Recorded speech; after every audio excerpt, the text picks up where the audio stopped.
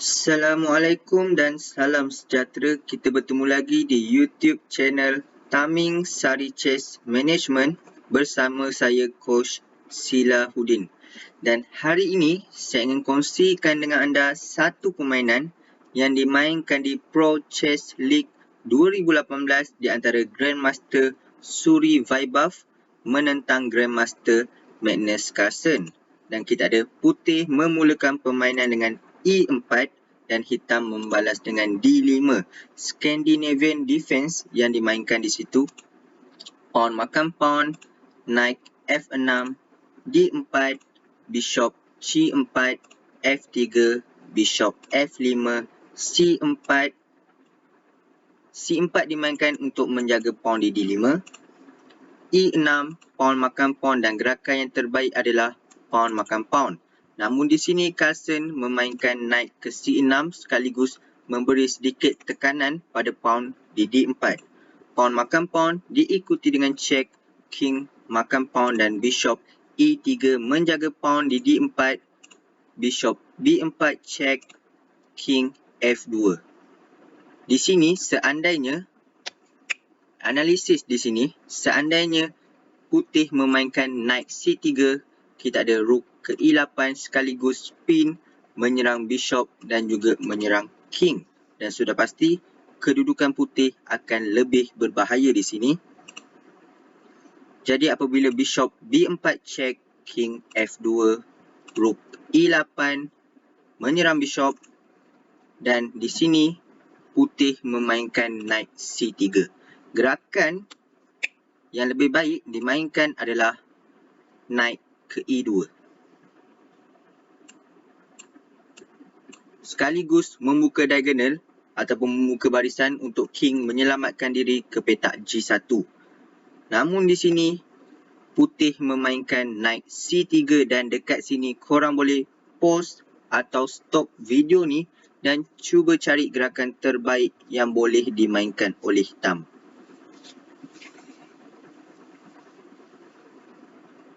Baiklah, tahniah pada korang yang berjaya. Gerakan itu adalah rook makan bishop.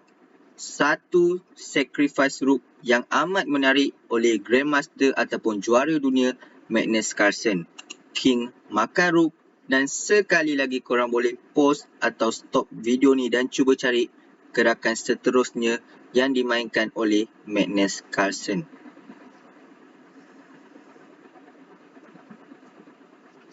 Baiklah, tahniah pada korang yang berjaya. Gerakan itu adalah knight makan pawn di D4. Jadi kita tahu kenapa Carlsen makan rook. Maafkan saya, bishop di E3 untuk makan pawn di D4. Dan sudah pasti queen tak boleh makan knight. Seandainya queen makan knight, queen E7 check, sekiranya king lari ke F2, bishop C5, pin menyerang queen dan juga king. Sekiranya king ke D3 ataupun maafkan saya, king ke D3 tidak dapat dimainkan, bishop F5. Sekiranya king ke D2, rook D8, pin menyerang queen dan king dan sudah pasti knight tak boleh pergi ke D5. Ini adalah illegal move kerana bishop B4 check king. Jadi sekiranya king ke F4, checkmate dalam 5 move dapat dimainkan dengan knight H5 check menyerang king. King terpaksa makan bishop. Queen E6 check, king G5 dan kita ada bishop E7 check, king terpaksa makan knight dan queen F5 ataupun queen G6 adalah checkmate. Berbalik-balik pada posisi asal. Jadi apabila knight makan pawn di D4, queen tak boleh makan knight. Sebaliknya putih memainkan king ke F2. Bishop C5, satu taktik yang menarik dilakukan oleh hitam. Ini kerana knight boleh pergi ke mana-mana petak, membuat discover check, membenarkan bishop menyerang king. Knight A4 dan di sini bishop C2 menyerang queen dan dekat sini Grandmaster Suri Vaibhav terpaksa sacrifice queennya dengan knight makan bishop.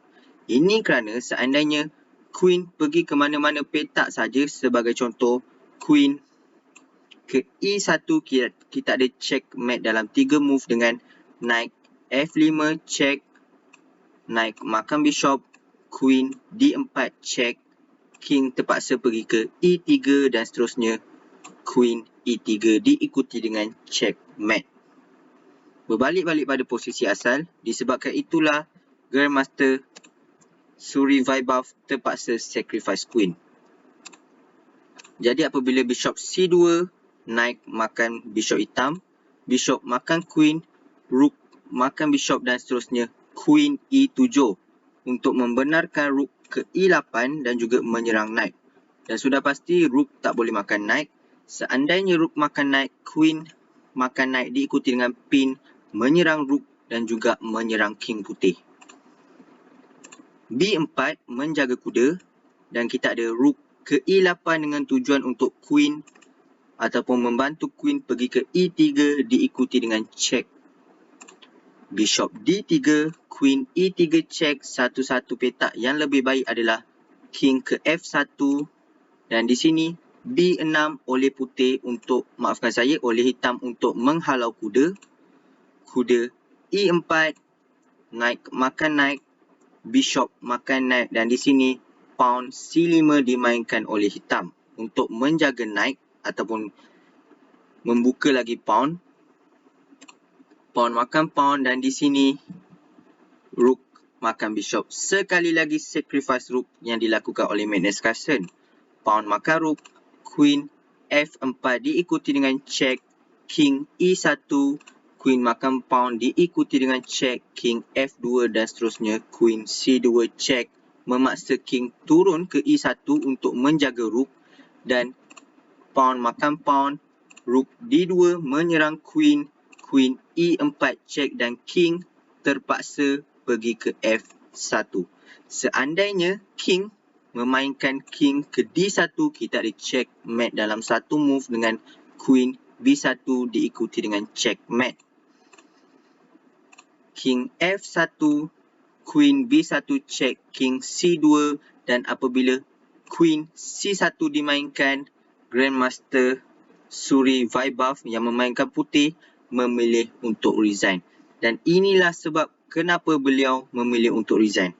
First ataupun yang pertama, queen di C1 menyerang rook dan juga menyerang pawn. Dan sudah pasti tidak membenarkan knight gerak. Ini kerana seandainya knight gerak, queen boleh makan rook di H1. Dan sekiranya permainan diteruskan dengan rook ataupun king pergi ke E3, kita ada queen C3 diikuti dengan check, rook D3, queen E1 diikuti dengan check, king F4 dan king F6 adalah gerakan yang terbaik dengan tujuan untuk memainkan G5 sekaligus menyerang king putih. Jadi pada gerakan yang ke-28, apabila queen C1 dimainkan, Grandmaster Vaibhav Suri ataupun Suri Vaibhav memilih untuk resign. Baiklah, sampai di sini saja perkongsian daripada saya, Coach Silahuddin. Dan jangan lupa subscribe YouTube channel Taming Sari Chess Management supaya anda tak terlepas lebih banyak analisis video-video catur pada masa yang akan datang dan terima kasih kerana menonton.